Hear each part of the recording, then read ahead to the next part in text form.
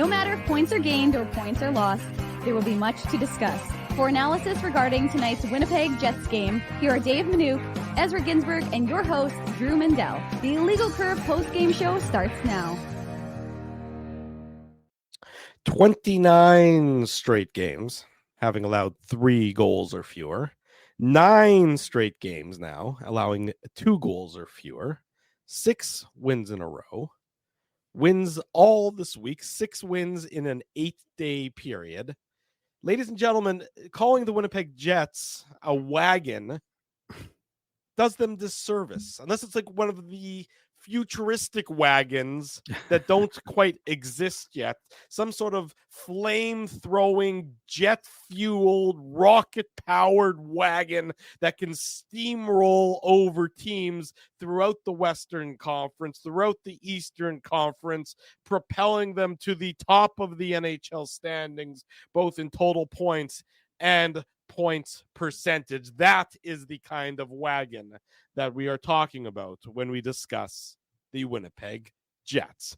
Good evening, Winnipeg. Good evening, Manitoba. And for all those joining us live on our YouTube channel, wherever you may be tuning in worldwide, we welcome you to the Illegal Curve post-game show with my colleague, Dave Manouk. I'm your host, Drew Mandel, here to discuss, in a shocking turn of events, yet another Winnipeg Jets victory, 6-2 over the Arizona Coyotes.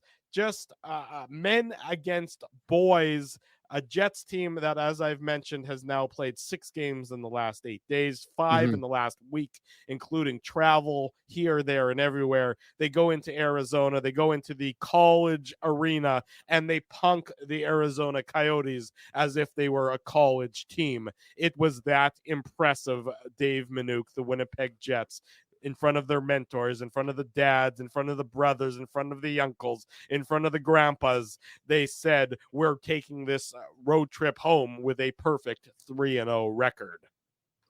When will the Jets ever lose? I mean, I mean, who was it with winning? It's just too much winning, unfortunately, for the Jets. I'm sure they're getting bored of it, but I mean, they're getting bored of it. No, they certainly do not. And look, they made the mentors trip a trip to remember for the, as you just said, Drew, the dads and the friends and the brothers and uncles and grandparents and whomever was on the trip with them, and that they brought, that was important to them. And it looked like, obviously, from Connor Hellebuck's dad, Chuck, right on down to all of them, they looked like they were all having a great time, and it looked like it was a first class run thing. So, I mean, that's a real, I mean, I'm sure the players, obviously they want to win anyways, but to be able to kind of win it with those guys in attendance, probably means a lot. They got to golf yesterday, didn't skate today because it was a earlier, if in quotes, game at 5:00. So we didn't know if there were going to be any changes. Of course, we didn't anticipate any because of the fact that, as you've just touched on, this team is rolling along. So it's going to be a while before they decide to make any changes. I suspect. They won't be back in action until Tuesday when they take on the Columbus Blue Jackets. But I mean, Drew, it's a remarkable team. I mean, this is a team, as you touched on, have played a lot of hockey, 3 in their last 4 days. Yeah. This being that game, of course. And at one point they were out shooting Arizona 23 or 24-4. Yeah. And then that good. Yeah, it's just a wee bit good. So I mean, it's been a remarkable run right now for this Jets club. It's and we talked about it with Frankie Corrado, who was during the intermissions talking to Dan, but he was on our show yesterday, the Illegal Curve Hockey Show, in the morning, and we asked him about the pride that this team takes in preventing goals. And Arizona, as they detailed in the pregame report on illegalcurve.com, they don't score a lot. They also don't give up a lot. So this is a big number against folks. Might not think that Arizona is a very good team, obviously, based on where they are in the standings. They've been in a playoff spot for a lot of the year. It's only until recently that they weren't in the playoffs in the Western Conference. And, so they're better than in previous years that the previous versions of the Arizona Coyotes. For sure. And again, like I said, they don't score a lot of goals, but they also don't give up a lot of goals. And that was one of the things that I was watching to see how Winnipeg would handle, because first of all, Vejmelka seems to get them every single time. He's an excellent goaltender, especially it seems like against the Winnipeg Jets. Yeah. But yeah, like I said, they don't score very much. They're only 25th in the NHL in terms of goals for, but they were 8th best in terms of goals against. So again, a team that doesn't, and I mentioned the stat when the Jets were at 86 goals against, previously, that the only other team in the Central who had under 100 was Arizona, who had 99. And subsequently, obviously, they've elevated a little bit more. But the fact of the matter is that, you look at the Jets schedule, and I thought at certain points, especially when Arizona kind of came back into the game, the Jets were it was a little bit like expecting to be punched in the mouth and not getting punched in the mouth. And they were waiting for something. They were waiting for some sort of counter punch from Arizona that wasn't coming. And it was almost like as if they were getting a little bit bored with their opponent. I mean, I hate to say it, but they were like, like I said, there was anticipation because you expect Arizona, because you said it, Drew, this is a team that still has playoff aspirations. They're not that far back of Nashville. Yeah. And I think they were 4 back of Nashville last I checked. Maybe, I think 4, right? Because Nashville won recently. So they're not there, but I mean, they're 1 point behind it. 1 point behind Edmonton, St. Louis, and Seattle, right? For the second wild card spot. Yeah, and look, I mean, nobody was really anticipating what Arizona was going to do one way or the other this year, right. But I think they were kind of like that. But I mean, the point is, I think what your point is, Dave, if you don't mind me interrupting, is that Arizona is a team that had a lot to play for in tonight's game. Now, we know the date that it's January 7th, and it's not like it was a do or die situation for them, but they have to look. I mean, the opponent's schedule, what they've been going through, what their schedule has been like over the last week or so. If you're the Coyotes, you must think, hey, this is an opportunity. We're maybe catching the Jets in a bit of a vulnerable situation, end of a road trip, end of a long sequence of games with these 6 and 8 nights. Maybe there's an opportunity here for us to jump on the opposition and get a bit of a statement win for us. Mm-hmm. And the Jets just smothered them from the puck drop. It wasn't competitive from the start of the game. That is what's so impressive from my perspective. I mean, the score is obviously impressive, but it's it is indicative of how the game was played. This was a 6-2 game in terms of the talent disparity that was on the ice, in terms of the skill set disparity that was on the ice. The Winnipeg Jets just were dominant in tonight's game. They just said, we're just not going to bother toying with you like we've maybe toyed a little bit with the Sharks, or that we toyed with the Ducks, or maybe they didn't have their A game in those efforts. Whereas tonight, they just come out and it's over, from the start. The Jets, it takes the Jets until late in the first period to get the opening goal, but they were just swarming them. You talked about the different disparity in the shots on goal, and that is a time when it's reflective of the of how the flow of the play was. Mm-hmm. Oh, okay. Sorry, I wasn't anticipating your abrupt ending there, Drew. But you kind of felt like you were in the flow of play, so I was like, okay, well, I'm not unlike him who interrupted me. I'm going to let him keep going. Plus, I may or may not have been posting something on illegalcurve.com. But anyways, look, this is a impressive Jets team, top to bottom. We've talked about it. They really, you look at all the lines, they're all working well. Nikolai Ehlers and Mark Scheifele. The one kind of question mark as to whether that chemistry would be able to be formed really seems to be getting answered, right? The Jets do seem to be finding a nice dynamic between those guys. But ultimately, what's happening? Like, who gets things started? Vlad Demesnikov. And we'll get into that during the Betway game recap. But talk about a confidence that this guy is exhibiting. The only thing, again, it was funny because I looked, and after the second period, this was even, and I saw the question in the chat. But the only thing that made me laugh was that in the first period, I think faceoffs were like 70-30 in favor of Arizona. Now the Jets ended up winning the faceoff battle by 52% to 48%. Yeah, it was 50-50 after 40, but I just thought it was funny that I was laughing because I'm like, so if I need to nitpick, if there's one area that we want to nitpick, then I guess we can nitpick them up faceoffs. Can't even nitpick them tonight. But even that's just tonight, there's no nitpicking involved. When we sit down to do these games, and you sort of got to keep, again, I'll speak from my perspective here. When you're talking about the game and you're trying to talk to the audience, not every game can use your full degree of superlatives. You can't say that this was the best effort, because if you use the word best on each and every night, it begins to be meaningless. So some of the games you're trying to work around and discuss it with other words and everything else.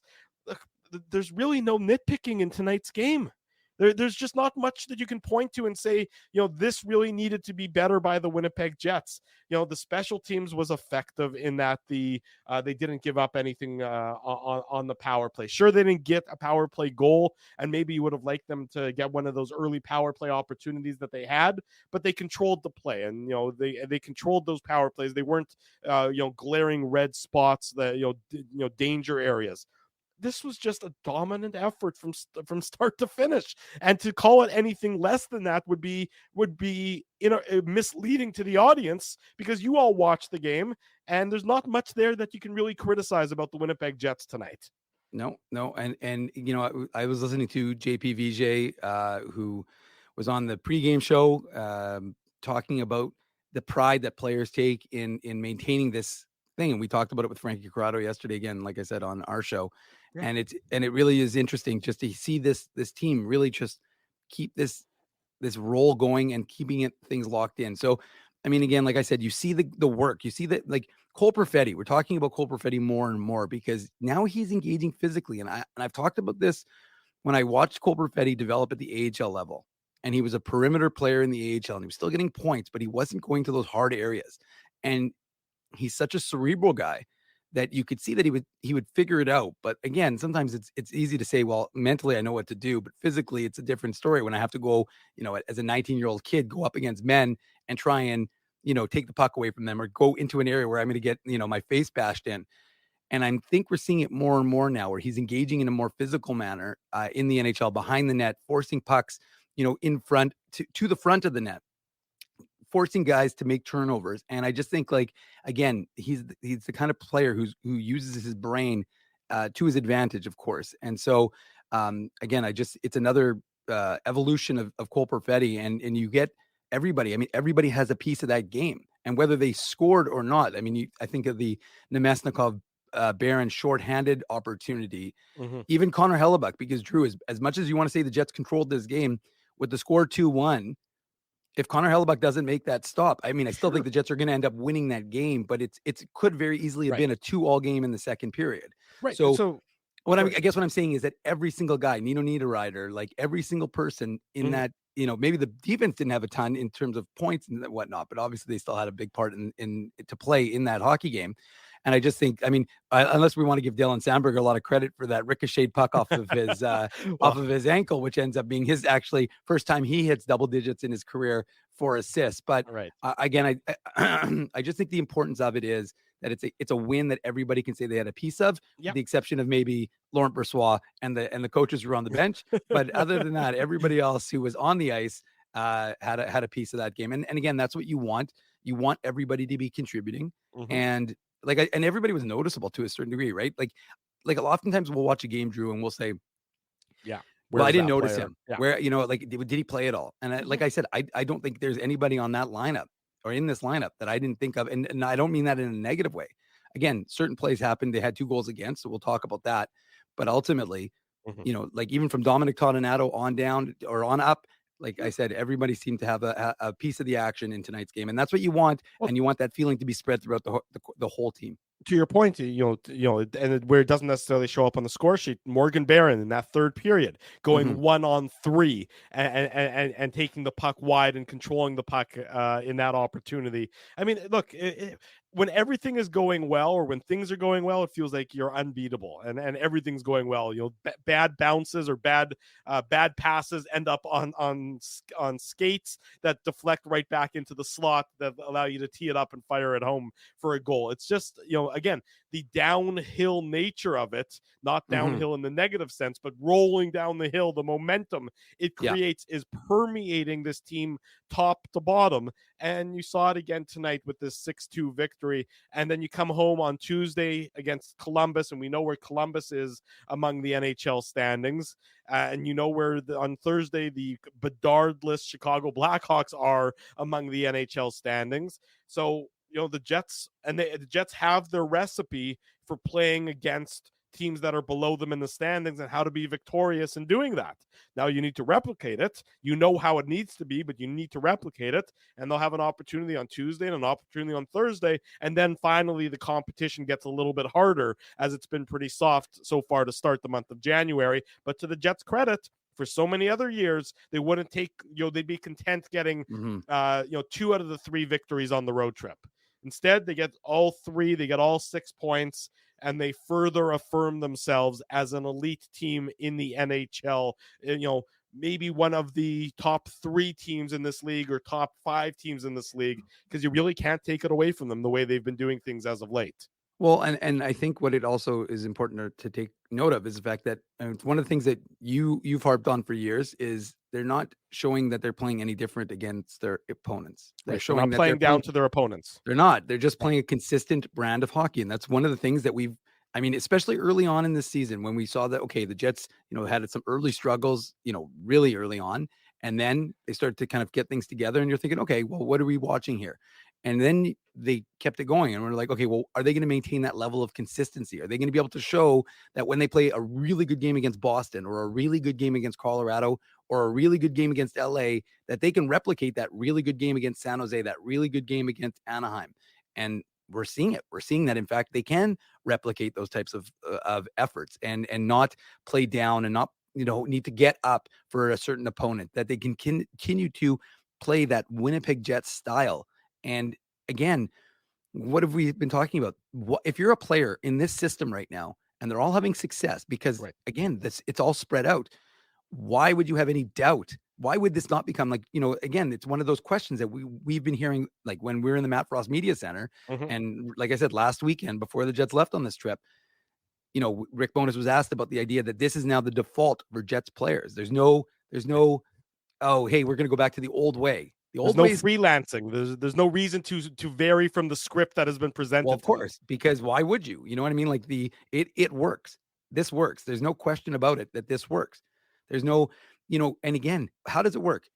It works when they score the first goal. It works when they don't score the first goal. It works when they give up 2 goals.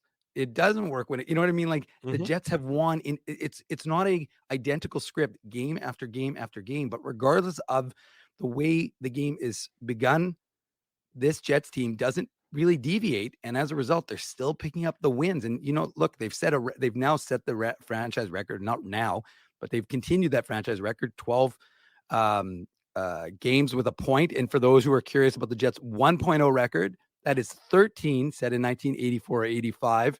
So there will be, if they can win against Columbus and then defeat Chicago, this would be the record for all-time Winnipeg NHL franchises.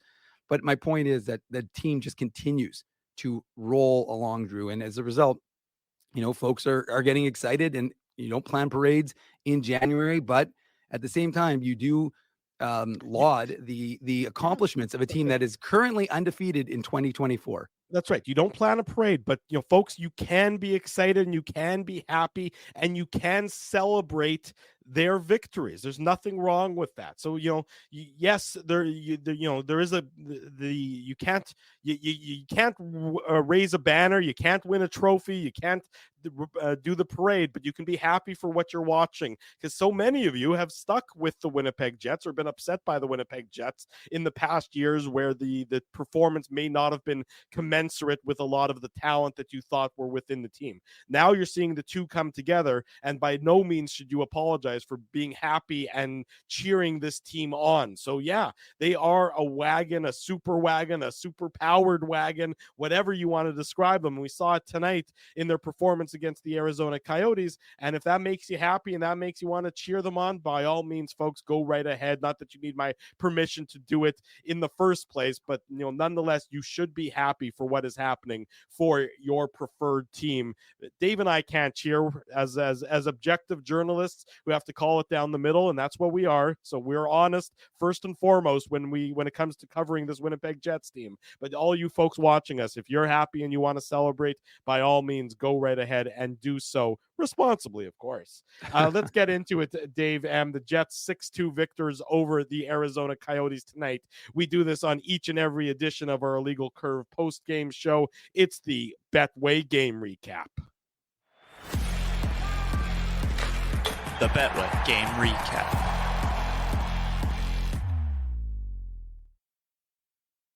Big thanks to our friends at Betway for their continued support of the Illegal Curve post-game show. Betway is the sports betting app that puts you, the customer, at the forefront with a large selection of betting options in sports, as well as strong promotions and fair odds. What are you waiting for? Head on over to Betway and bet your way. Now, Must be Drew, 19 years or older to play. Please play responsibly. Yeah, go ahead, Dave. a couple of my always fun Yeah. notables. Because Yes, I know Dave's got. Are these notable stats that no one else would ever notice in a million years? most likely. Yes, go for him. I want him. I would say, Drew, I'm sensing a potential sponsor here. Maybe we could find it's kind of like, Ernie Johnson on the TNT broadcast says this is his talks about one of his segments and he goes, sponsored by no one. So maybe that's what we'll do. But worth noting, Nikolai Ehlers is now the 4th all-time in games with 562. So he's 4th on the list. That would put, I believe he'd be 5th if you ignore all the guys who are above him in the Jets 2.0. But the Jets, we'd be 2 games behind Randy Carlyle for that list. And then also Brendan Dillon playing in his 200th NHL game with a Winnipeg Jets logo on it. So I don't know where the time went, but Brendan Dillon somehow has already played 200 games in a Jets jersey. Just thought I'd share those factoids with the folks. There you go. Thank you for the random factoid that only Dave M can dredge up as he's watching these games. It's like he's sitting there with an NHL almanac in one hand and random stat. Do you have like a random stat score sheet or something? Do you have a notebook strictly for the random stats? Or, I usually, to be honest, you use them for the post-game recap, and then I will oftentimes make notes for myself. I've got some. I mean, I'll share one. Mark Scheifele sitting on, I believe, 399 assists. So he's there, and Neil Pionk's next assist will put him into the top 10 of all-time assists for the Jets 2.0. There you go. Dave M is full of these fancy tidbits there, folks. In case you didn't already know that, Dave will provide you with random tidbits during each and every edition of the Illegal Curve post-game C-Mac show. C-Mac could have won it for this comment. He needs to find that info while sitting in a room with nothing else.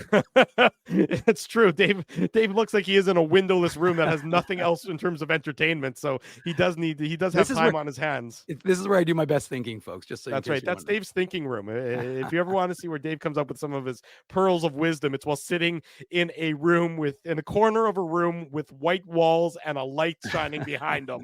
It's also where he gets tortured before and after the post-game show starts. Sure. So it's a multi-purpose room is what I'm saying. Absolutely. Jets dominant to start the game, dominant in the first period. They have a lead after 20 minutes. Vlad Namestnikov getting his 5th of the year.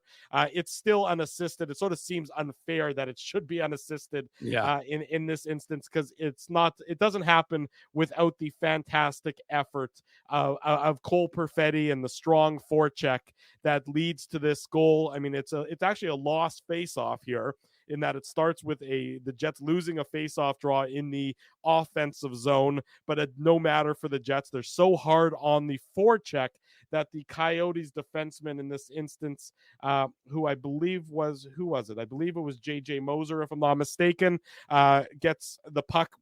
Basically, he just throws the puck right in front of the net as a result of losing a puck battle. And Vlad Namestnikov is left all alone. He's just standing right by himself after the Coyotes player goes to help Moser, thinking that Moser's in trouble. Well, he is in more trouble than he thinks of. He doesn't expect the puck to pop right out into the slot, but it does right onto Namestnikov's stick, and he just wires it past Vejmelka to make it 1-0 for the Jets at the 17-16 mark of the first period. Yeah, I think was it Jersey, Drew, or was it Moser? It might have been Jersey. You could be right as well. I'm not sure. It's kind of hard to see, but anyways, you know what? This is kind of one of the plays that I was talking about. There's a zero. They're both, one's 50 and one's 90, so it's sort of hard to tell. But I was going to say that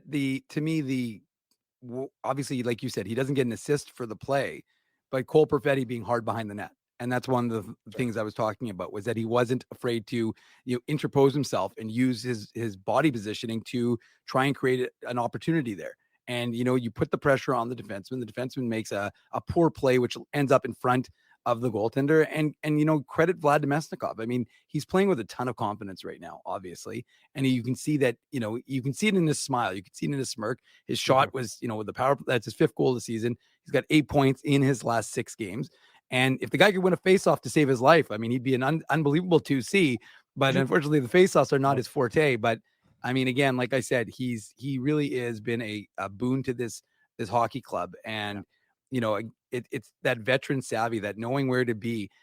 And this line is really has played quite effectively when given that opportunity, right? So they open the scoring, and like I said, just you could see the smile, because I mean, that's a gift, right? He's just in the right place at the right time. He has the soft ice, and very, very, very minimal chance for Vejmelka to make that stop, and the Jets have a 1-0 lead. Yeah, that's exactly it. The Jets have a 1-0 lead after 20 minutes, and it's a well-deserved 1-0 lead because the Jets were the dominant team in that first period, outshooting the Arizona Coyotes. Except in faceoffs. Fine, except for faceoffs. Yes, fair enough. 14-4. They had 64% of the possession, out, high danger chances of 4-1. I mean, all the stats point to the Jets being in control of the game after 20 minutes, and they certainly were. Now, and they had a 50. I mean, what was it? 15-4 shot edge. Like, I mean, they really didn't allow Arizona 14-4. I mean, they just Arizona had nothing in that first period. They just, they didn't have any opportunity to show anything. It was just dominated by the Winnipeg Jets for the first 20 minutes of the game, which is exactly what you want to see again. Even though it's the end of the road trip and all those comments, and we've talked about it, and the heavy schedule as of late, and it really doesn't get that light. It's every second night now instead of 3 and 4 nights. It's every second night this week. Tuesday, Thursday, Saturday. But say la vie, that's the schedule. You know what you're in store for when it comes to being an NHL player. There are these stretches where it's just basically no practice time. That's what they talked about. That's why you're not going to see Rasmus Kupari come back that quickly, even if he might be ready. The Jets just don't have a practice. 3 more days. Yeah, exactly. And even, would it surprise you at all if they ended up canceling Wednesday's practice? It wouldn't surprise me at all. If I'm Rick Bowness, I don't want to change my my thing. I'll be like, Rasmus, don't worry. We'll give you some battle drills in about 2 weeks. Right. I mean, it's just a matter of keeping your finger on the pulse of the team and everything else, and he'll know if they need to skate on Wednesday or not. But they're traveling back. Presumably, I don't know if they're leaving tonight or if they're leaving tomorrow. But tomorrow's an off day, of course, and then they'll play Tuesday against the Blue Jackets and then Thursday against the Blackhawks. So that practice on Wednesday, if it happens, I suspect might be a highly optional practice. That very well could be the case. Nonetheless, we're getting ahead of ourselves. And it's worth pointing out though, Drew, because again, part of this is the Jets schedule. There's no question about it. It's better this year than it has been in a long time, and we know that because the coaching staff was rather gushing about it, both in the preseason and then throughout. When Scott Arniel was looking after things, he was talking about the favorable schedule. So when the coaches are saying that they're happy with things, but again, you also have to know how to manage the schedule and whether you need those rests versus practice. And rest now when rust, and also the fact that again, the power play seems to be working better, the PK is a little bit better. So do you need, again, you want those things to be optimal. You want the faceoffs to be a little bit higher, but at the same time, you want to make sure that your team is getting the rest, because right now you're doing all the right things in terms of winning the games, which is the most important. Right. And you mentioned the PK, on the road trip, I believe it was a perfect PK. I don't think they gave up a power play goal on any of these 3 games against the Coyotes, the Sharks, or the Ducks, which again, the Jets, the improved special teams for the Jets. If all of a sudden the special teams come out from being in the bottom 10 to more middle of the pack, and the 5-on-5 play doesn't suffer at all, and it certainly doesn't look like it's suffering, then, well, I mean, look, the sky's the limit. I think everyone can do some pretty straightforward and simple math to know that that would be a very good situation for the Winnipeg Jets to be in. 1-0 after 20 minutes. Second period begins, and there's a fight early in the second period. You can see that the Coyotes are trying to find something to get back into it. They don't like necessarily the hit that Brendan Dillon lays, and there's some battle. So Adam Lowry and Jake McBain decide to drop the gloves 19 seconds into the period, and both got some punches in. It was a good fight, good spirited fight. Lowry certainly is not one to back away from a fight, and he showed up for the Jets as well. And the Jets end up with a power play out of the situation. They're not able to capitalize on it, but they do capitalize at the 3:53 mark of the second period, Dave. Nikolai Ehlers getting his 14th of the year, assist to Dylan Samberg and Nate Schmidt. And it's a very strong cycle by the Winnipeg Jets and it ends up, and this is just fortuitous. I mean, there's no way to describe this aside from when you're going well, the bounces are going well as in addition. And it's Ehlers. He tries to pass it to Samberg. It's a bad pass. It's in Samberg's skates, but it ricochets right back into some soft ice right between the circles. And Ehlers, with a head of steam behind him, is able to step into one and absolutely wires it past Karel Vejmelka. It's such a good shot, Dave, that I think, if you'll agree with me, it's our Seagram shot of the game. The Seagram shot of the game. Seagram's Fireball. Delicious. Big thanks to our friends at Seagram's for their continued support of the Illegal Curve post-game show. Whatever you're drinking, be it Fireball, be it Seagram's VO, Seagram's 83, it's going to go down smooth.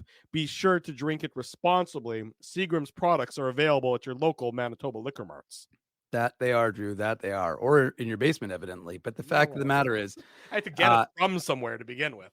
Good point. Good point. Anyways, the point is, in this regard, that it's just a Jets team that if you look, almost every guy on the ice touched that puck, right? I mean, Gabriel already had it. He started things off.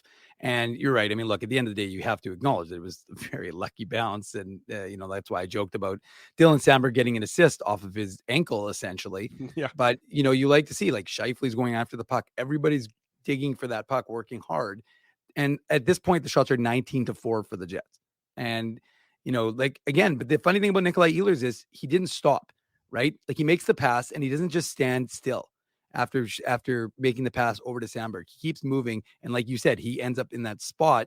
And the Coyotes are actually standing still a little bit. They're starting to move towards Samberg. And then again, puck comes to Ehlers, and he's got a phenomenal shot, as everyone in this chat knows. So, I mean, it's not hard to understand how that one beat Vejmelka. And then the biggest question was, did Ehlers get crushed after the shot? And was he hurt? And then, of course, we realized quickly that he was actually just laughing at how fortunate it all was, and the fact that it ended up on his stick and it ended up in the back of the net. So, I mean, that's his 14th goal of the season, I believe.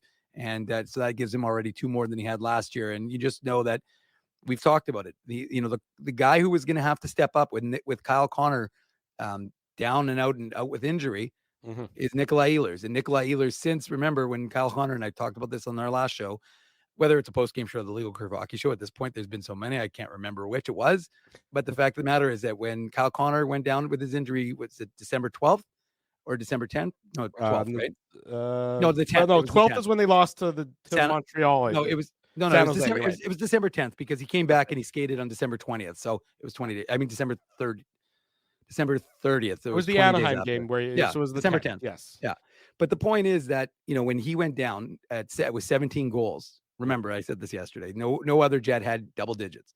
And we said, if you're going to get some scoring, it's going to be from a guy like Nikolai Ehlers. And since then, he's obviously, up to 14 goals. So, I mean, you need him to be a contributor. And again, he's not just contributing offensively. Kevin Sawyer talked about it on the broadcast. I mean, there's a number of examples you can have of him playing, defensive hockey and coming back and getting some takeaways, not obviously on this play specifically, but just saying that these are elements of his game that you needed to see. And again, one of the things we talked about for this Jets club was going to be Nikolai Ehlers.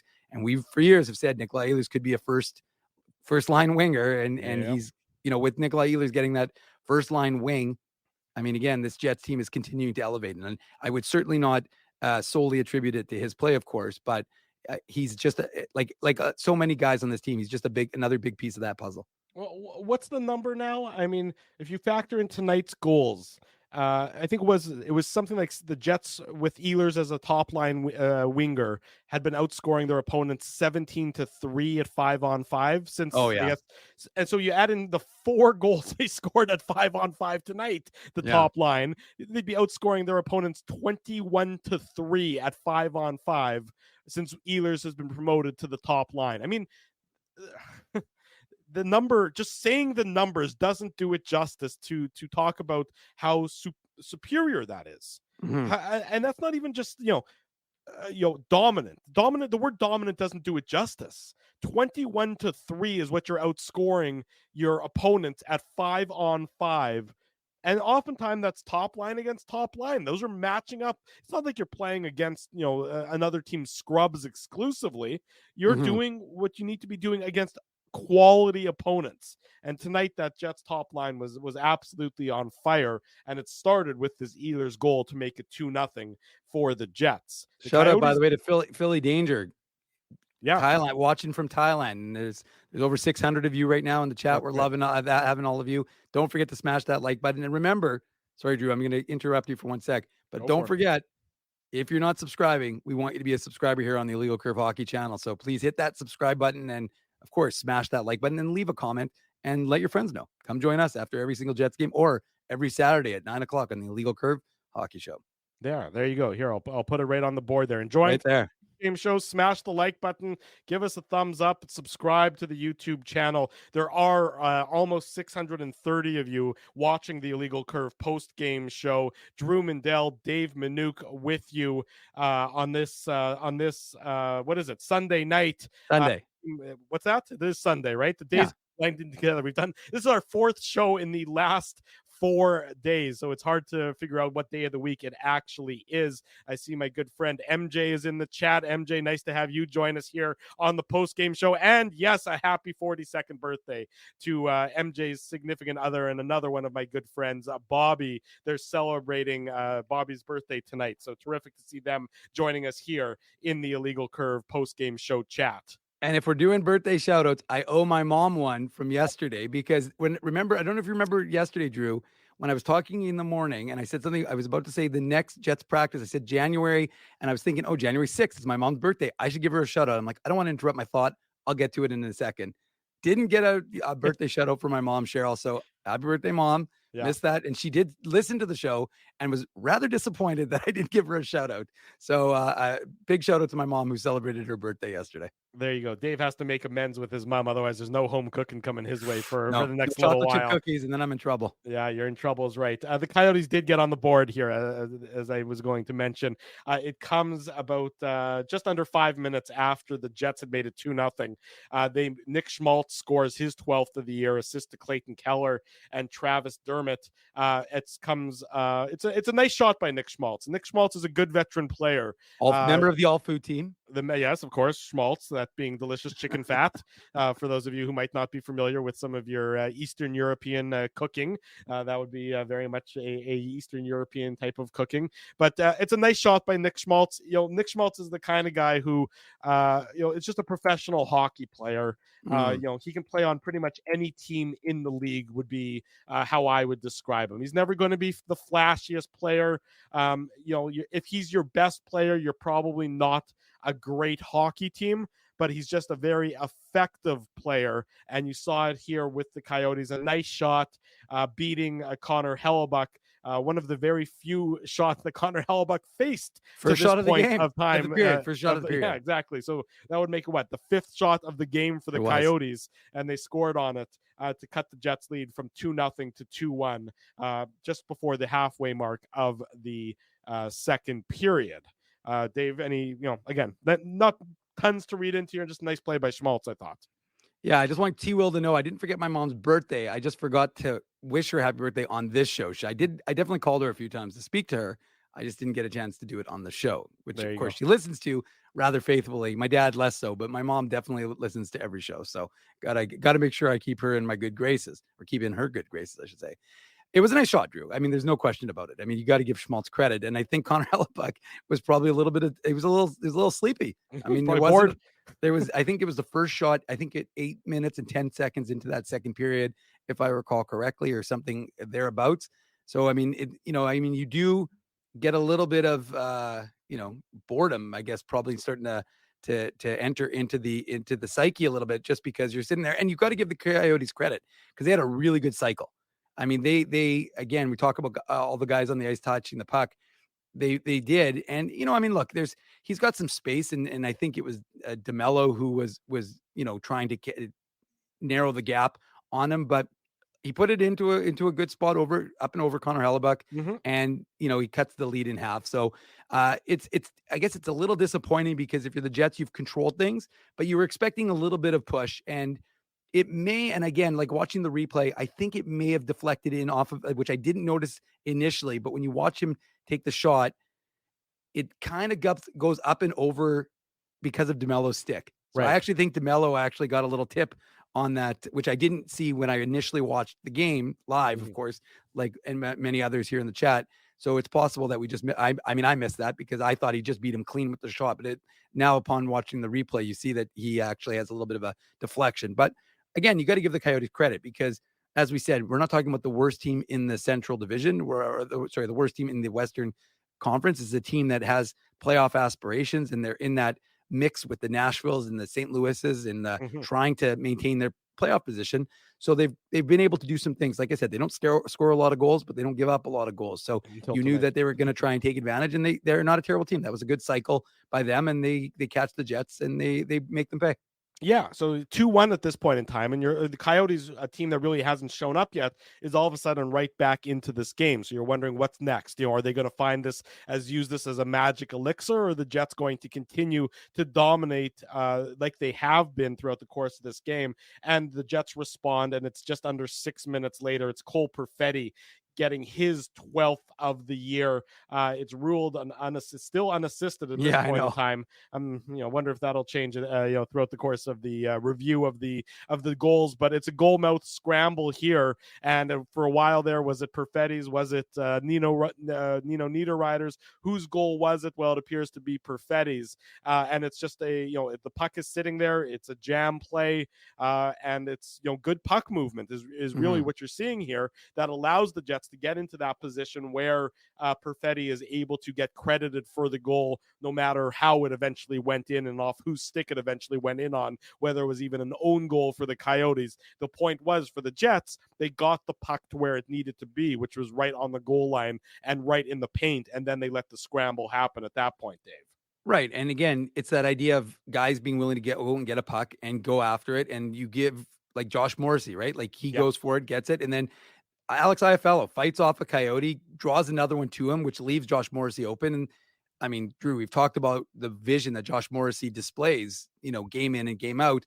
And he could have just shot it at the net and allowed for a rebound, but he saw that Cole Perfetti is open wide beside the net and says, okay, I'm just going to feed him right there because that's the soft spot. And you've got to give Perfetti credit, right? He tries to, knock it in with that little rebound after he gets stopped initially.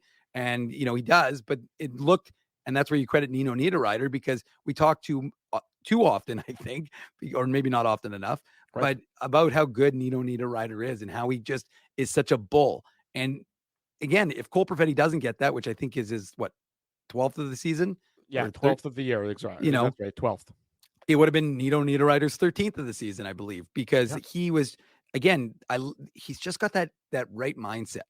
Go to the net, put that puck in the net, and if that puck is sitting on the line and he doesn't do that, it's possible Vejmelka gets back and covers it, right? So if Perfetti isn't able to do that as well, but I'm just saying that that's the mentality you need, because that's a playoff mentality that Nino Niederreiter has. You can just see it. He's the kind of guy in the playoffs when goals are tough to come by.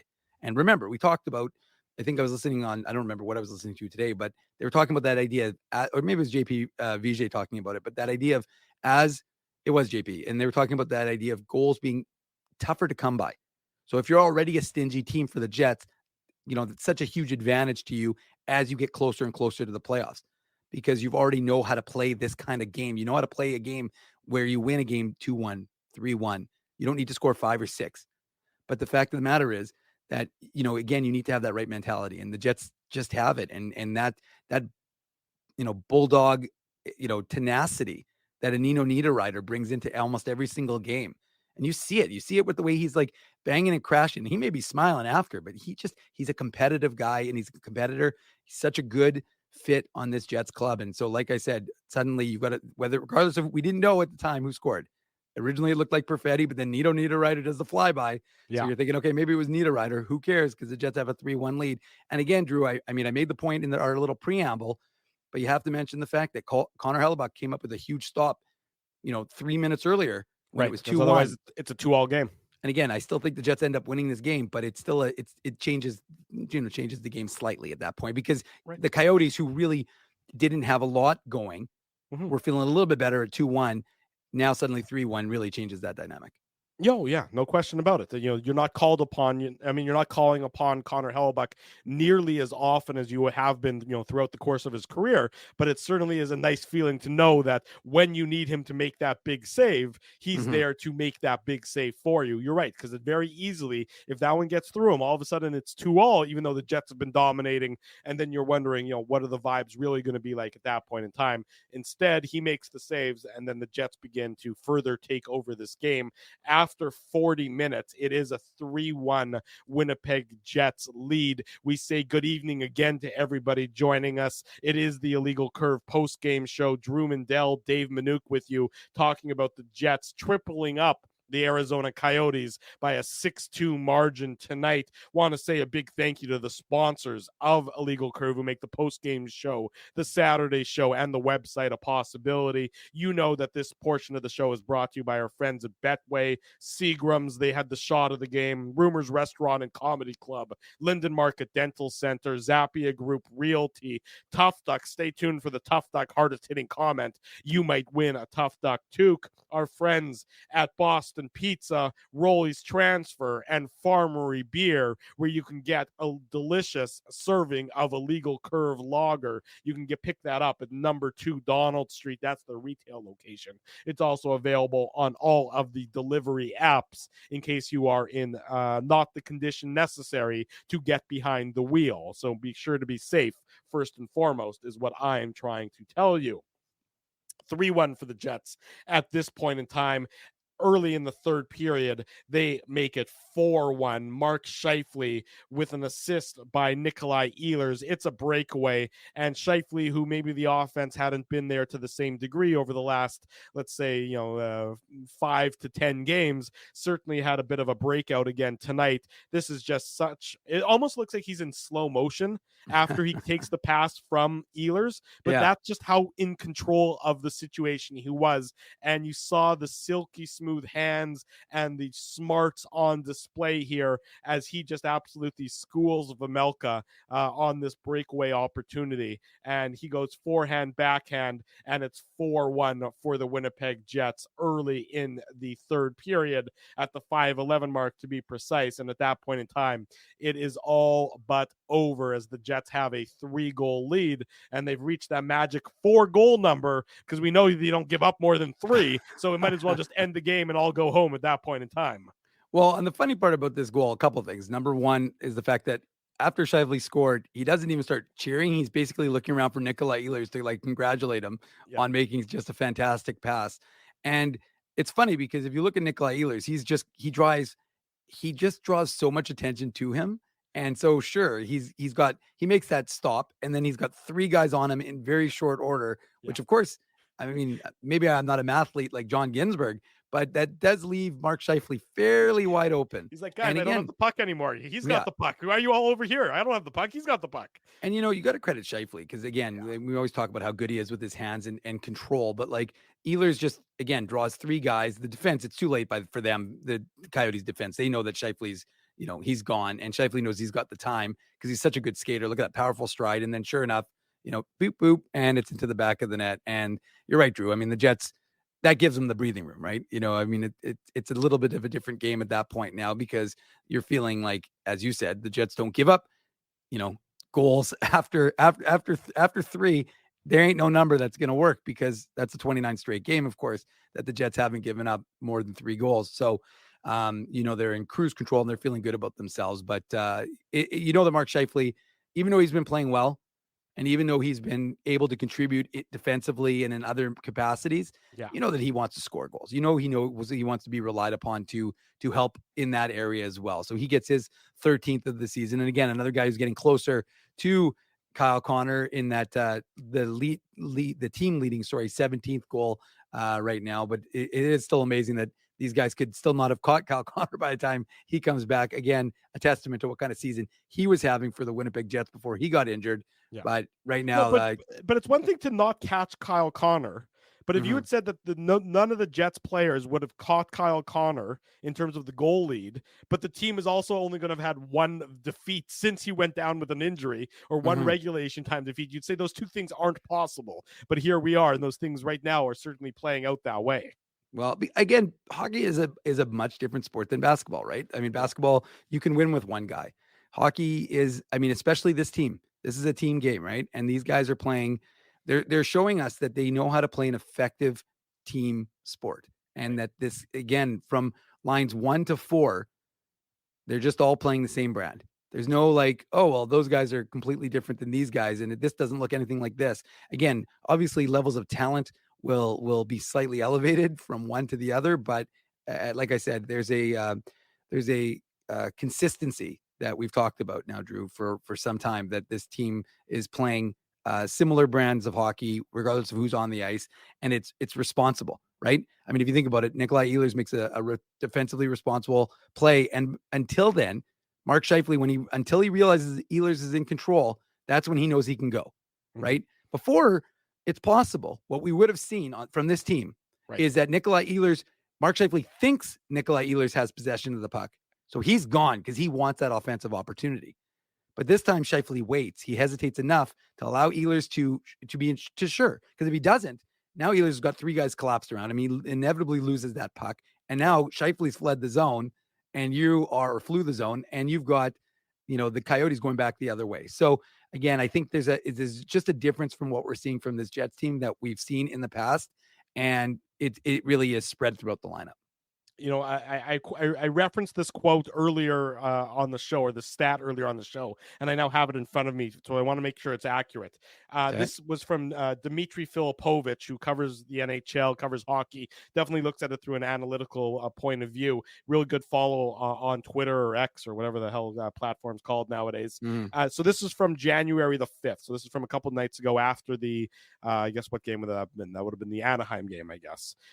Since the Jets put Nikolai Ehlers on the top line full time, they've outscored opponents 17-3 with him on the ice at 5 versus 5. You add in tonight, they've now outscored their opponents 20-4 with Nikolai Ehlers as a top line winger since he's been in that full-time role. Again, you don't need to be a world expert hockey analyst to know that if you're outscoring your opponents by a margin of 20-4 at 5-on-5, that is pretty good.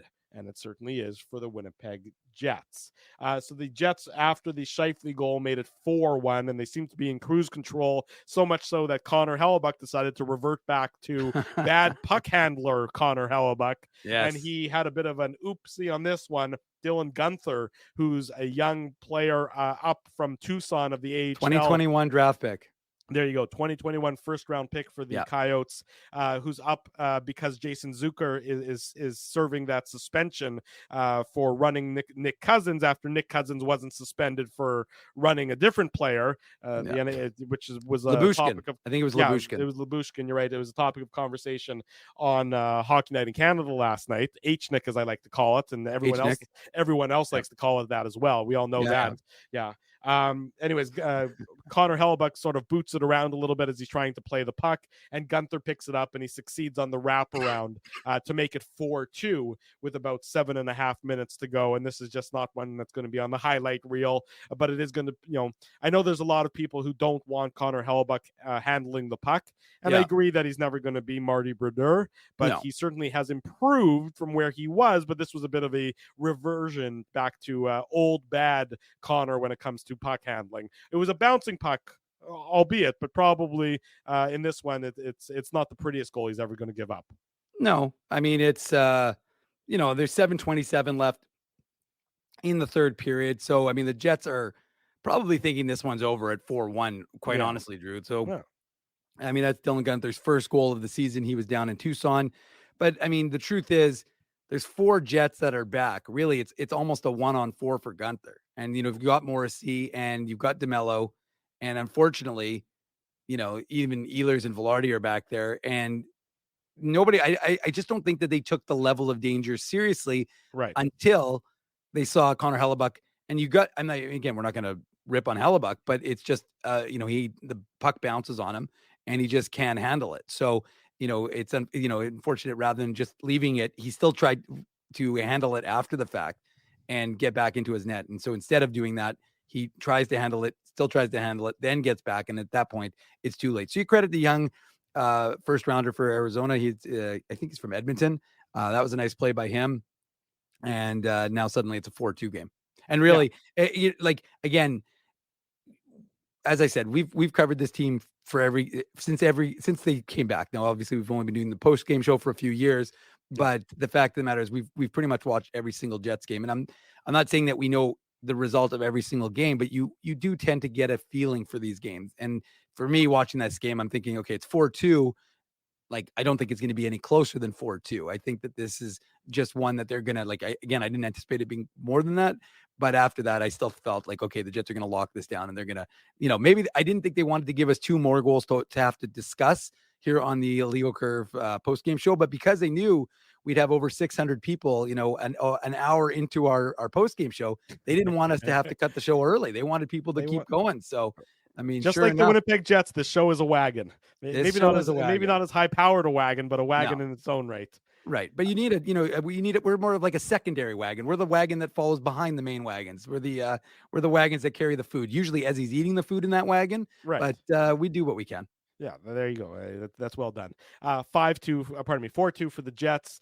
They make it 5-2. They don't give up any. They don't let the Coyotes get any closer. It's an empty netter. Scheifele to an empty net by Gabe Vilardi. We generally don't analyze empty netters, but the Jets do everything right in this situation as they're defending the 6-on-5 opportunity for the Coyotes. The Jets are just so fastidious with their defensive coverage with Ehlers and making a play along the boards to get the puck over to Vilardi, to Scheifele. Again, Jets doing everything right at this point in time. 5-2 for the Jets with a minute 52 to go in the game. And then just why the hell not? You've had a successful road trip. You might as well make it even that much more successful and make it 6-2. Adam Lowry, he's up to 8 goals on the year. This is with 49 seconds to go in the game. Assist to Nino Niederreiter, Mason Appleton. It really looked like the Jets were trying to get Appleton a goal. It wasn't into an empty net or anything. Vemelka is back in the net here. They were trying to set Appleton up to try and get him off the schneid, because we know it's been a while since he's been able to find the back of the net.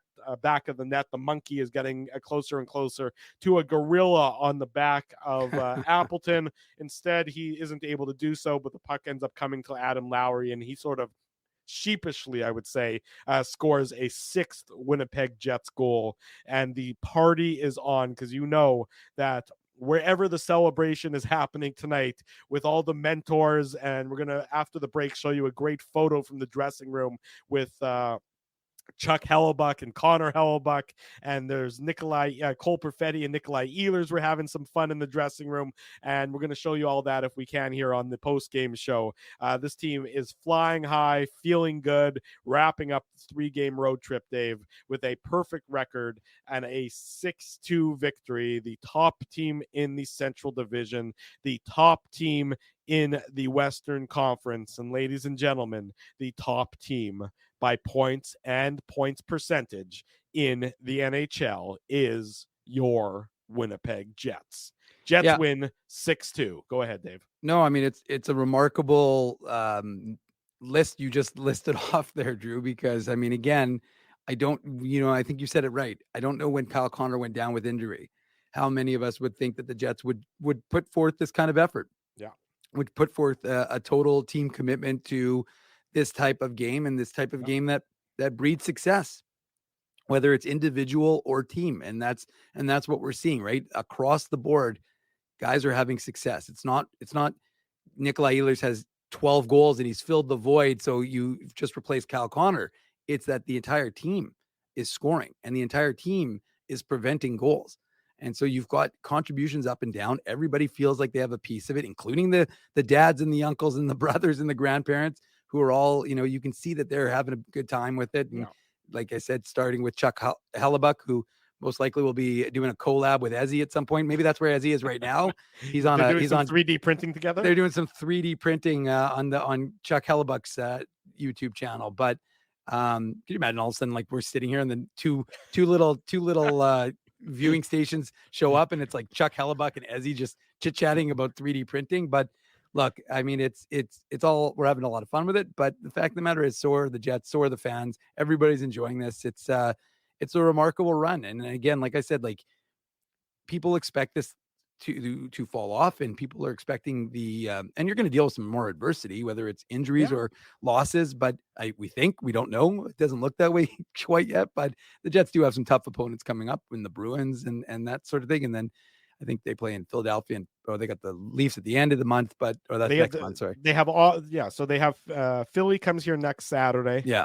And then they also have this month the road. They have the Islanders on Tuesday. Islanders like on a week Tuesday. Yeah, and then the Saturday after the Philly game. So I think that's the 13th. If I'm not Philly game is the 13th. So the 20th they have that afternoon game. I think that's Hockey Day in Canada, if I'm not mistaken. Isn't that 11? Is that the 11:30 game? No, that's a 2:00 start in Ottawa. Then from Ottawa they go to Boston, and then they have the home and home with the Leafs. Oh, but that's a 2:00. That's a 2:00 start against Boston as well.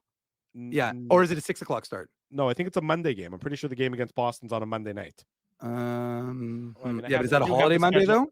No, I don't think so. There's a holiday in February. No, I think it's 2 and 6. It's 2 and 6, right? Yeah, Ottawa 2:00 in the afternoon on the 20th, and then 6 in Ottawa. Then they go to Boston on Monday at 6:00. Then they go to Toronto on the Wednesday at 6:00. Then home to the Leafs for 6:00 on Saturday. Yeah, at 6. At 6:00, and then I think that's sort of when they get the next. Then that's the break. Then it must be the then they have that All-Star break or something. Yeah. So I mean, look, it's gonna be Look, fans are gonna have a lot of fun. Fans are already having a lot of fun. We can see that. Like I said, there's almost 600 of you still with us here over an hour after our show began. So, and we're not going anywhere. We still got lots of show to go. Yeah, I think.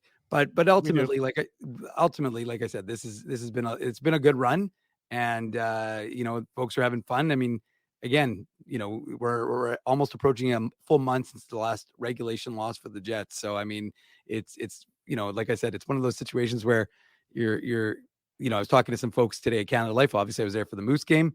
Yeah, and we'll do a Manuk Moose Minute coming up after the break as well, folks. No, I'm not looking to do it right now, but I'm just saying that it's just funny how, we were talking to some folks and they were excited to get home. They want to watch that Jets game tonight. So there's a lot of excitement around town when you're talking to folks about the Winnipeg Jets. And again, people are laughing because it's interesting to see some of the narratives. Maybe we'll get into it after the break, Drew, but I was going to see some of the narratives I'm seeing, like, can the Jets be trusted? Can this? Everything they're doing is replicable. That they can be trusted. That's exactly what it is. It's not smoke and mirrors like it was in past years. It's replicable. There are going to be times when there's going to be a skid of some sort. It's not going to be a 7-game skid or a 6-game losing streak. That doesn't seem to be in the cards, but they are going to lose a game again or a couple games in a row. But everything that they're doing to win is replicable and repeatable, and fundamentally starts with solid hockey 5-on-5, and then everything else that they get on top of that, the goaltending, the special teams, when those come, is all bonus on top of everything. So I will say though, Drew, I do have this like vision of you making that statement and then me clipping this, and then like a month later going, the Jets have still not lost, Drew, despite your prediction that they will eventually lose again. At some point in time, they will lose again. I can assure you folks of that. There's just no way possible that they're not going to lose again, but it seems like they're going to be few and far between based on how they're playing as of late. I just want to address something because Rob said this, and Rob's saying, to be fair, the wheels fell off at this point last year, so people are right to be skittish. But Rob, the only thing I will say to counter that argument, because we've been hearing it, and I understand that people feel that way, and I can totally empathize. But the difference is that last year the Jets did it because they outscored their problems and they had unbelievable goaltending. And they relied on their goaltending to win them. Well, I should say that should be singular because obviously David Riddick didn't do anything, but Connor Hellebuck. And this year, that's just not the case. Their 5-on-5 play, this year's 5-on-5 team would destroy last year's 5-on-5 team. I don't even think it's a fair comparison. So this and team the goaltending's just as good. Well, the goaltending is better because Brossoit is way better than David Riddick. Right. So sure, I mean, it's the goaltending is infinitely better this year than it was last year. This is what Connor Hellebuck is consistent, I should say, but like Brossoit is way better than Riddick. So the fact of the matter is, this team and their defense is playing extraordinarily well together. So this team, I think, is much better than last year. It's much deeper than it was last year. And I don't think, again, I understand that sentiment. I just don't think it applies based on, if you look at the way this team plays versus last year's team. Standings wise, totally understand the comparisons. But I mean, again, like I said, you can compare any of the Jets teams. I just think this is a much differently constructed team than it was last year. I would agree with everything you said there, Mr. Manuk. 6-2 Jets victory over the Arizona Coyotes. When we come back, more on the Jets victory. The Manuk Moose Minute, Tough Duck hardest hitting comment. Basically, don't go anywhere. Smash the like button. If you haven't already done so, subscribe to the YouTube channel because we do this after each and every Winnipeg Jets game, and we'll do it again every Saturday morning with the Illegal Curve Hockey Show. Drew Mindell, Dave Manuk with you. It's a Sunday evening. We'll be right back on the Illegal Curve post-game show. Your coworkers love you because you always make them laugh. You're the life of the party with stories that have them rolling on the floor. Or maybe you're just the quiet one in the corner with the one-liners that just slay. Do you have what it takes to become Winnipeg's funniest person with a day job? Try your luck. Hit the stage at Rumors Comedy Club, and you could be walking away with $1,000 cash. Winnipeg's funniest person with a day job, presented by Rumors. For all the details, head to rumorscomedyclub.com. So you're a pizza person, you married a wing person, but somehow your kids are salad people. You can't pick your fam, but you can pick your BP meal deal, starting from $18.99 for takeout or delivery at bostonpizza.com. The game can change just like that. Accidents happen when you aren't protected. So now what? Getting to your injury quickly can make all the difference. Help prevent them from being game changers with Linden Market Dental Center. Bonding, crowns, bridges, and dental implants. State-of-the-art treatments are available to help you get back in the game. To learn more, visit lindenmarketdentalcenter.com. Creating smiles for life. Whoa, Ezzy, everything okay? You look stressed. Of course I'm stressed. We're moving, the house is upside down, the kids failed miserably at packing the fine china, and my life is in chaos. Chaos! Yes, that does sound like a problem. What am I going to do? Ezzy, relax. Rolly's Transfer Moving and Storage is the answer. With 60 years of experience in moving Manitobans and a track record of exemplary customer service, one call to Rolly's and your stress is gone. No job is too big or too small. Just visit Rollies.com and they will take it from there. Thanks, Dave, and thank you, Rollies Transfer Moving and Storage, online at Rollies.com. Boston Pizza harnessed Fanalytics to test if the game is better at home or at Boston Pizza. The results are irrefutable. Catch the game at Boston Pizza, powered by Fanalytics. For 3 generations and over 80 years, Tough Duck has been making apparel that works and plays as hard as the people who wear it. From jackets to work boots and everything in between, Tough Duck's clothing can handle the harshest environments, even the Illegal Curve Hockey Show. Work to live, live to play. Visit toughduck.com. We are back.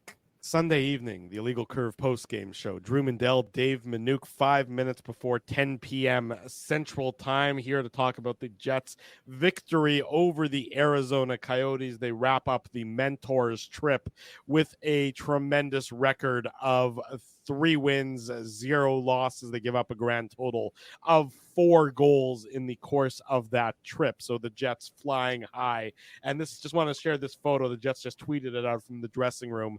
Let's see if I can zoom in on it a bit. It's, again, it's a special day, certainly for everybody associated with the Winnipeg Jets. I'm not sure if it's zooming in well enough, but you can see that you can get the idea.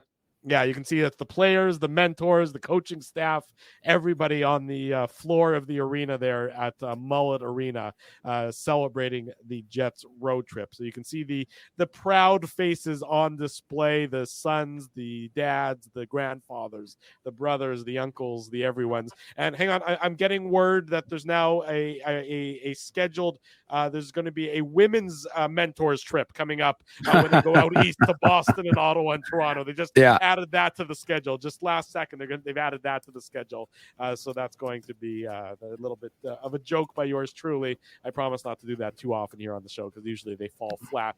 I'll leave that to the experts at Rumors Comedy Club for the humor instead of you and me there, Dave. Look, just another great victory by the Winnipeg Jets, wrapping up the perfect road trip. Just taking care of business. I mean, it's sort of that simple. You just jump on an opponent, and it's sort of, this was the first game. Remember, it'd been 4 straight games that they hadn't scored the first goal. So this was the first game, and I thought it was key tonight for them to get that early goal, get them feeling good about themselves, and then it just sort of snowballed from there for the Winnipeg Jets. Yeah, I mean, this is a team that is playing with a confidence that I don't recall. And again, like I said, I follow this team. I cover them every single day. So this is there's not, and again, I thought you said the right words yesterday. This is not a cockiness. This is not an arrogance. When we talk about swagger, you talk like, it's just again, it's confidence. It's confidence in, you don't need to have any false bravado. You know what you are. You're a good team. And so right now, this Jets team, the only way you can describe them, maybe a good team is an understatement, Drew. I mean, they're one of the best teams. They're the best team right now in the NHL, right? And they've got the best goaltender, I would argue, in the NHL. I mean, it's hard to find someone who's better than Connor Hellebuyck, right? I mean, he went from, and it's funny because, like I said, I don't know if you saw that thing on Sportsnet. They're like, well, if you remove Ilya Samsonov, oh my God, that was hang on. You talk. I want to see if I can find it. Okay. Well, and again, I don't. It was so infuriating that it actually made me lose my mind for a minute. And I don't care about that kind of stuff, anyways. I obviously one way or the other. I just thought it was funny because it's like, if you remove Ilya Samsonov from the Leafs starts, they'd be the number one team or number one Canadian. I didn't really even read it, to be honest with you. I just kind of saw it. I dismissed it as stupidity. But they're like, if you remove Ilya Samsonov starts from the Leafs thing, their save percentage would be, oh, here it is. Yeah. Like, they'd have the best goalie save percentage or something like that. Yeah. And so save percentage this year.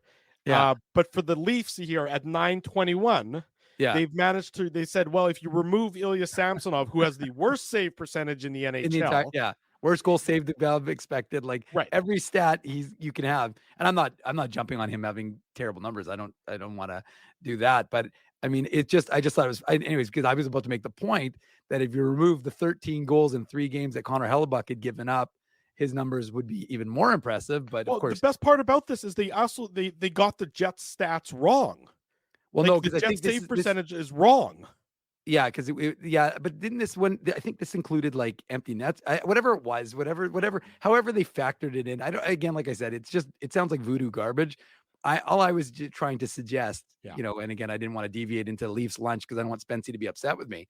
But I guess what I was trying to say was that Connor Hellebuyck has played so well that it's, despite the fact that he gave up, those 13 goals in his first 3 games, and he still is the goal saved above expected leader in the NHL. Drew, you can get rid of that screen here. What's going on? Get rid of it now. But I mean, I saw that and I lost my shit for a little bit. Yeah. I just thought it was funny, but anyways, so I just, like I said, I think it's just a testament to how good Connor Hellebuyck has played. And, again, this is one of the functions of having one of the best, he could go down as one of the best goaltenders of all time. I mean, this is, and again, it goes to show you the season. Actually, I don't know. This is another aside. I'm sure some of the folks, apparently there's an account, a Twitter account about Kevin Cheveldayoff's dancing. And apparently whoever, and it's actually amazing. Like, if you've seen it, I want to hear about it in the chat. I haven't seen it. Yeah. You got to do a search on it on Twitter. It's like Kevin Cheveldayoff dancing or something like that. And then I saw that and I just started howling, of course. But apparently they hadn't tweeted it since 2018. And then they restarted tweeting just recently, like yesterday for the first time. Of course, Spency, of course, knows it. So Chevy dancing too is apparently what it is. How do you know? Or you already?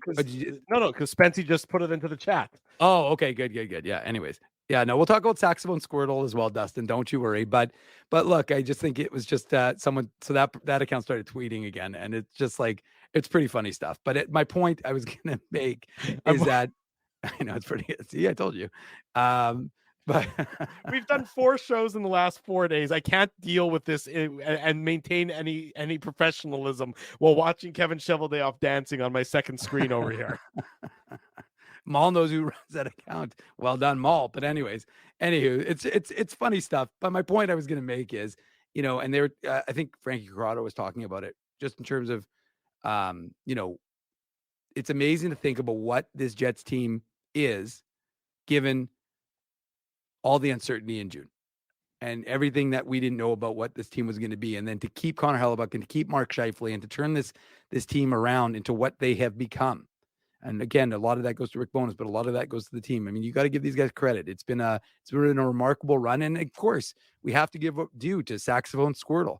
Ever since Saxophone Squirtle made a appearance on the Jumbotron at Canada Life, Yeah, the Jets are now, I think, are 6-0 since that time. So, I mean, there's a lot of things, a lot of contributing factors, of course, but it's been a lot of fun, and folks are having a good time with it. And like I said, whether it's Kevin Chevaldeoff's dancing Twitter account or Saxophone Squirtle, whatever it is, Jets fans are having a good time, and that's all that matters to us. they are. You're allowed to enjoy this, folks. As I said earlier on in the broadcast, enjoy it. Who knows how long it's going to last? You never know when the other shoe is going to drop. I don't expect it to drop, but stranger things have happened. And of course, winning in January just means you won a game in January. It doesn't necessarily mean you're going to win anything or win it all in June, but enjoy it while it's going on. Dave M, let's do a Minuk Moose Minute and the Tough Duck hardest hitting comment to wrap it up tonight. Which one? Put on your antlers. It's time for the Minuk Moose Minute on the Illegal Curve Hockey Show. Me in the middle of saying which one do you want to do first, and then all of a sudden you decided to do the Minuk Moose Minute. So that's fine. Hang on. Hey, do you know which one I wanted to do first now? Well, yes, obviously I do. You answered your own question. I did. I fished my own wish, which is always to talk about the Manitoba Moose. Except not these days. Not these days. Talking about the Manitoba Moose has become a painful exercise, folks. The Manitoba Moose had to go 11-7 because they are dealing with some serious injury situation, which I've kept you all appraised of course, because of my report from Wednesday at Hockey for All Center. But just in case you weren't paying attention yesterday, which I'm sure you were, Chaz Lucius dealing with an ankle issue, Wyatt Bongiovanni a knee issue, and Carson Golder has back spasms, or muscle spasms in his back specifically. So those three guys were not available. Thomas Caron called up from the ECHL to play in the lineup. Dmitry Kuzmin, the Jets 2021 third rounder, he is actually playing a little bit of forward. He did that when the Flint Firebirds, Nolan Baumgartner, the assistant coach of the Moose, told me. So they were going to use him as both a defenseman and as a forward today when they went 11-7. Brad Lambert, the reason they went 11-7, I reported before the game, is dealing with an illness. So not an injury for Brad Lambert, the 2022 first rounder, the leading scorer here for the Manitoba Moose, but he was not going to be involved in the game. Of course, I got to talk about the biggest thing I didn't talk about in yesterday's game, because it was a terrible game, but the biggest thing I didn't get a chance to talk about was, did we do a post-game show yesterday, Drew? No, we just did the Saturday show yesterday. There was no post-game show yesterday. Wait a second. So am I doing a double Minuk Moose Minute right now, or am I only doing a single? You can take the same amount of time to talk about two games rather than double the time to talk about Disgruntled Weed is mentioning that Bauer fight on Saturday was the highlight. It was a tilt. It was quite the viral. Tilt. I mean, there's a guy that I'm sure you don't follow him. His name is Spencer Hall. He's a huge college football guy. In the States, at EDSBS. Every day should be Saturday. Is his Twitter handle, and he tweeted about the fight. It went viral over the Sports Center and everything else. The fight itself actually kind of sucked. Like it wasn't even a great fight. It was actually kind of grappling. It wasn't one of Bauer's better fights, I'd say. But the reason it went viral probably is because Bauer was just gushing blood because he got cut. I don't know if it was his visor or one of the punches, right? But and then of course right after the fight, he gets up and they're like patting each other on the head. So there was some good sportsmanship, displayed. But that was probably the highlight of yesterday's game, which the Moose lost. And then today, I have no surprise Spency likes him. But he's actually got a bigger beard than Spency does, which really give you some perspective about how big Spencer Hall's beard is. Okay, well there you go. But I will tell you this: the first period, boring. It was a first period of hockey, but that was about all I can say for it. And then the Moose give up the first goal of the at the end of they just killed a power play, and then a couple of the guys are standing still. Unfortunately for them, Belleville starts, and Belleville's been on a roll. There had come into this is Belleville, of course, being the Senators, Ottawa Senators Farm Club. They were on a roll, having won 5 straight, whereas the Moose were on the opposite type of roll, having lost 3 straight coming into today's game, including yesterday's game, to Belleville. So they were looking for the split. And as we've talked about often on this channel and on the legalcurve.com, the Moose have been very good when it comes to the second game of a 2-game set, winning significantly more than they've lost. But so they're down 1-0. And then Nikita Chibrikov, the 2021 second rounder of the Winnipeg Jets, he scores his 10th goal of the season. That's the second player joining Brad Lambert in double digits in goal scoring for the Moose. He scores an absolute snipe. If you haven't seen it, check it out. I've got it on IC Dave, and we'll have it on the website, legalcurve.com. So we'll have that up there soon. He ties the game at the 8:46 mark. And it was one of those games, third period, not a ton happening. Some chances both ways. Jeffrey Viel had a good chance set up by Kyle Capobianco, and it had a game that it felt like it was going into overtime. But unfortunately for the Manitoba Moose, Kyle Capobianco, the recently mentioned Kyle Capobianco, takes a disappointing cross-checking penalty with a couple minutes to go. And the Senators make the Moose pay, score a goal with a minute, and I think they scored about 20. Yeah, it was a minute and 8 left to go in the third period. Moose tried to even the score with the net, with Colin Delia pulled. No such luck. So they will lose their. They did lose their fourth game in a row, and they will now head out on the road. So they lost 2-1 to the Senators, and now they're going to have to hope that they can get things going, because they're 12-17 right now. And look, I know people are talking about the Moose and the lacking right now, but if the Jets do end up getting healthy, the Moose are hoping for some of these reinforcements. I know the Jets don't want to see Jets fans don't want to see the Jets make too many changes, but some things are gonna have to change, Drew. We'll maybe be talking about that soon enough, because even though they haven't had a lot of practice time up in the big club, some, with Rasmus Kupari and Ville Heinola and, David Gustafsson, even Kyle Connor relatively soon, you're going to have to start figuring things out. So eventually something is going to give. And then for the Moose, they're hoping that some of those veterans may come back down, because they're going to have to, and they may get Chaz Lucius. Like, I got the impression that they're just trying to get his strength back in his ankle. Bon Giovanni, I'm not going to get a reassessment, because the Moose are off tomorrow, and then they're traveling Tuesday, and then they're going to play Belleville again. So it's a 3 games set with these guys. They'll be playing in Belleville Wednesday, and then they play Laval next weekend. So we'll see what happens with the Moose. But again, the one positive that I would say is that even though, again, the team is losing, the prospects are all playing. And in critical moments when the Moose are trying to tie the game, Daniel Torgerson, Danny Zhilkin, Nikita Chibrikov, Tyrell Bauer, Simon Lundmark, guys on and on and on, Dmitry Kuzmin, these guys are all getting chances to be in these critical moments to try and tie games or protect leads, not so much protect the leads anymore. And again, I've talked to David Gustafsson about how important it is for when he was a prospect to get those sorts of opportunities. So, Henry Nikkanen. So, that there is some benefit, even if they aren't necessarily winning games. There you go. As only Dave M can, he brings you up to date on everything to do with the Winnipeg Jets AHL affiliate, the Manitoba Moose. So if you haven't been able to keep track of what the Moose are up to, just tune in here for the Illegal Curve on the Illegal Curve post-game show for the Minuk Moose Minute. And of course, it's all covered in even more detail on illegalcurve.com. We will wrap up our 4th show in the last 4 days with the Tough Duck hardest hitting comment. The Tough Duck hardest hitting comment. Big thanks to our friends at Tough Duck for their continued support of the Illegal Curve post-game show. We're going to give the Tough Duck hardest hitting comment to Dino. Dino, I'm going to do you the favor of not even trying to pronounce your last name, because I know that I will do a really lousy job, but here goes. Dino Apostolopoulos. I hope I'm okay or within the ballpark on that. Dino A is the winner of tonight's Tough Duck hardest hitting comment. The way the Jets are playing, Chevy doesn't need a big fish at the trade deadline, i.e. doesn't need a Stamkos or a Crosby. And of course, Crosby's name in reference to our buddy Jeff Hamilton and what he said on yesterday's Illegal Curve Hockey Show. If you missed that, tune back into the Illegal Curve Hockey Show from yesterday. And our buddy Jeff had a very interesting, not even a theory, but just sort of a pie in the sky moonshot idea that he brought forward. So you can look for that. He said, thanks for trying, Drew.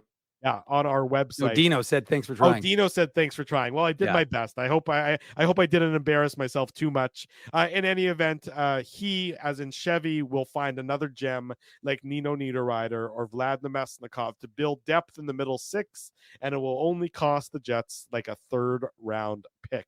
Dino, slide into my DMs at ICDrew, or better yet, send me an email with your mailing address. Drew at illegalcurve.com, and our friends at Tough Duck will ship you out a toque for your winning comment on tonight's Illegal Curve post-game show. Jets victorious by a 6-2 margin. It's been a fun last 4 days, Dave M. I have to admit, I'm fairly tired. I'm looking forward to a day off tomorrow. We'll be back, of course, on Tuesday with post-game right around 9:30, 9:45 after the Jets and the Blue Jackets. IllegalCurve.com, that will roll on, keep on going unabated as it always does, so keep it locked there. Recap's already up, folks. There you go. David go read the recap. There you go. Read the recap in case you missed any of this broadcast. It's available on an immediate replay. In case you missed any of yesterday's Illegal Curve Hockey Show, Jeff Hamilton joined us. Our buddy Frankie Corrado, who you saw between periods of today's broadcast as well on TSN3, he joined us. Had some real interesting things to say about the Hartman, the hullabaloo around Hartman. Oh my God. So you can check it out on our YouTube channel. The podcast edition of the show is also available.